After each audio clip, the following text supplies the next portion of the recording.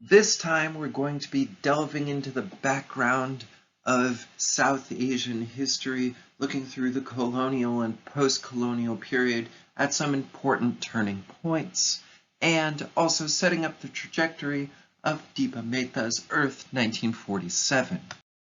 Now there is a massive series of revolts called the Great Rebellion in India in 1857 against British colonialism. But most importantly, what you see is local Muslim elites raising their armies against the British colonizers. After the rebellions are put down, there is a brutal series of crackdowns. In the aftermath of the Great Rebellion, there are some estimates that something like 10 million South Asian civilians die. Now this is all at the behest of the British colonial government, although it is not directly from the British colonial military in all instances. Sometimes the British colonial government is using proxy militaries, but it's genocidal in its nature, this aftermath of the Great Rebellion. Nonetheless, you need to understand some of the context of the Great Rebellion to understand later periods in South Asian history. There were calls for revolution by Muslim leaders in the 19th century, like Maulana Fazl-e-Haq Karabadi and the millenarian Ahmadullah Shah, which were taken up by broader artisans and also bourgeoisie, which also caused the British to think that there was a Muslim main force and that all Muslims were sort of behind this rebellion. The Mughal Emperor Bahadur Shah, however, resisted these calls for rebellion and even resisted the use of the term jihad fi sabilillah, which was struggle in the path of Allah. This has been shortened in British texts to the term jihad, which actually is used as a little bit of a misnomer. Nonetheless, jihad fi sabilillah is external, so it could be like donating money to various organizations, or it could be public works, or it could be military struggle. So it could be a number of different things. Nonetheless, the Mughal emperor resisted this sort of call for violence. And Awadh Sunni Muslims did not want to see a return to Shiite rule, however, so they often refused to join what they perceived to be a much broader Shia rebellion as well. Nonetheless, some Muslims, like Aga Khan I, supported the British also, and the British rewarded him by formally recognizing his title. Now, Fazl was born into a family of Indian Muslims. Shortly after the Indian Rebellion of 1857 failed, he was covered by an amnesty and was arrested by British authorities on the 30th of January of 1859 at Khairabad for inciting violence as well. He was tried and found guilty for encouraging murder in the role of the rebellion. He had chosen to be his own counsel when he defended himself, and his arguments and the way he defended his case was so convincing that the presiding magistrate was writing his judgment exonerating him when finally he confessed to giving the fatwa declaring that he could not lie. Fazl-e-Haq Karabadi then died on August 20th of 1861 while being in exile at Andaman Island in the Andaman Sea. The British could never catch Ahmadullah Shah alive after the rebellion. They announced that they would give 50,000 pieces of silver as a prize to capture this Maulvi, this saint. The king, Pawayan Raja Jagannath Singh, invited the Mauli Ahmadullah Shah to his palace on a plan to revolt against the British as well. When the Mauli reached the gates of his palace on his war elephant, the king attacked him by firing a cannon shot at him.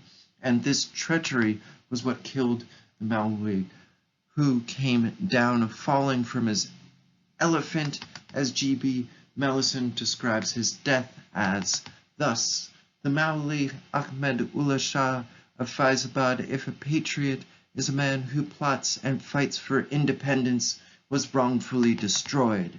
for his native country, then most certainly the Maoli was a true patriot. Now, to give you some of the broader themes here, there was a sort of notion of millenarism that was present, the idea that the Mahdi was coming, there was a coming age, there was a sort of religious invocation, but as you get the closing of the rebellion, you have these sort of martyr figures who become inspirations for patriotism, anti-colonialism, and also later nationalism. Early socially conscious plays criticized the climate of British India. Kulin, Kula Sarvasa, by Ram Narayan Thakuratna, was an important play that was written in 1853 and then performed at first in 1857. It criticized polygamy, child brides, and marrying for dowry and wealth among the Kulin Brahmas of Bengal.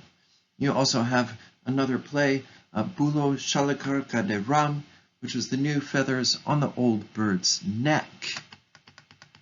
This play criticized the hypocrisies of the Orthodox Brahmins and newly westernized, within quotes, South Asians. Westernized is a term that was used to explain basically people who were influenced by British culture in this context.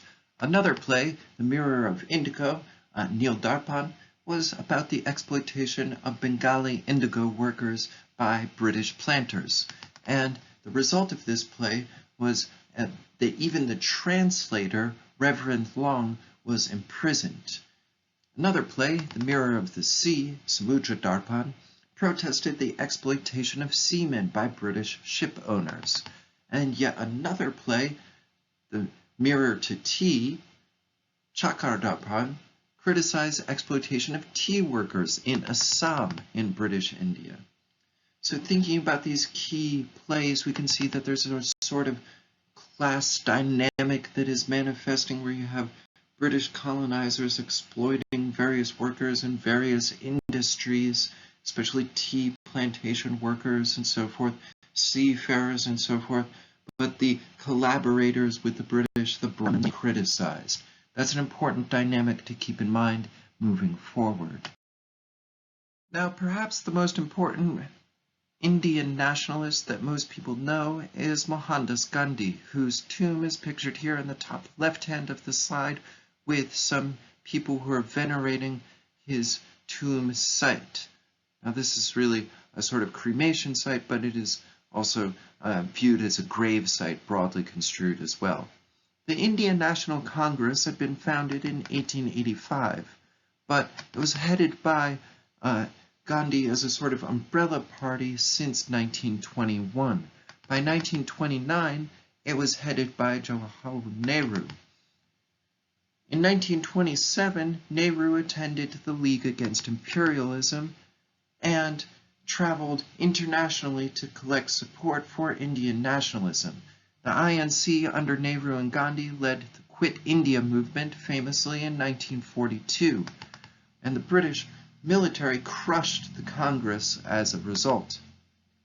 Gandhi's campaigns for satyagraha, or speaking forcefully, or speaking truth to power. Speaking truth to power actually comes from a FGC or some other Quaker pamphlet from the United States, but nonetheless it's sometimes used as a translation for satyagraha.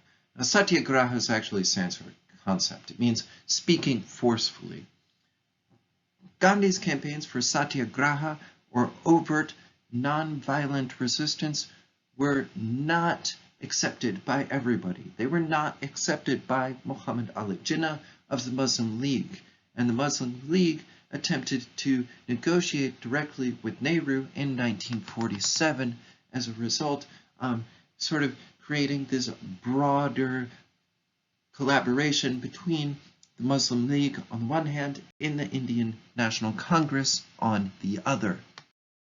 Now, of course, Mohandas Gandhi has been sort of lionized to the point of mythos in popular culture for his strategy of non-violent resistance, which is nonetheless an important strategy. But it's also important to realize that it's not like Gandhi was some magically progressive figure.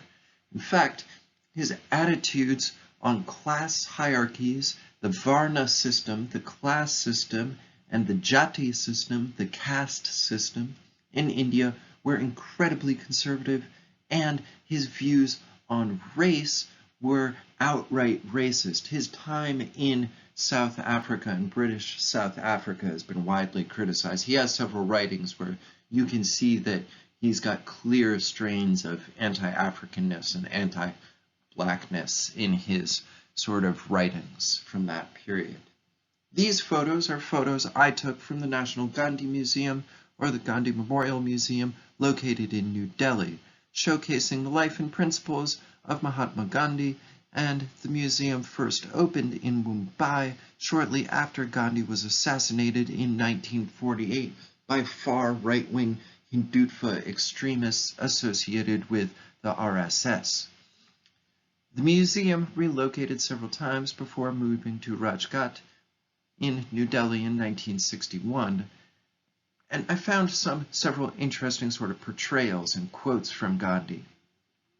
So Gandhi is a Brahmin, right? He's portrayed as a sort of ascetic figure, but he's rich. He's super rich. He's from like the richest class, right? He doesn't have to worry about anything. And you might say that there's not like worldly possessions to him, but he's never going to have to worry about those worldly possessions. He's a Brahmin. So this quote says, "We invite the capitalist to regard himself as the trustee of those whom he depends for making the retention and the increase of his capital," right? So essentially he's appealing to rich capitalists to be the caretakers of their workers. He's not appealing for the rights of workers. That's not his appeal. He's appealing for the capitalists to be good capitalists. You know, be a little less greedy, for example. Let's put it in colloquial terms. Be a little less greedy, those business folks, right? So this is sort of gives you a different kind of edge to his perspective on class dynamics as well. For your discussion post for this activity, I just want you to look at this portrayal of Gandhi, which is in a painting from 1950 by Ram S. Verma, which I also found in a museum in Delhi. So go ahead and look at the painting, look at the figures, see if you can pick out which figure is which religion maybe each figure might be, and then what the general themes are in the background with these buildings and so forth. How is Gandhi portrayed? What is the expression on his face? How is his look? And then think about this as you're moving forward with the post. You could create several different threads, one that talks about religion, one that talks about his portrayal, one about the buildings and so forth. But you don't have to answer every question. Just make a short post and then let's move on.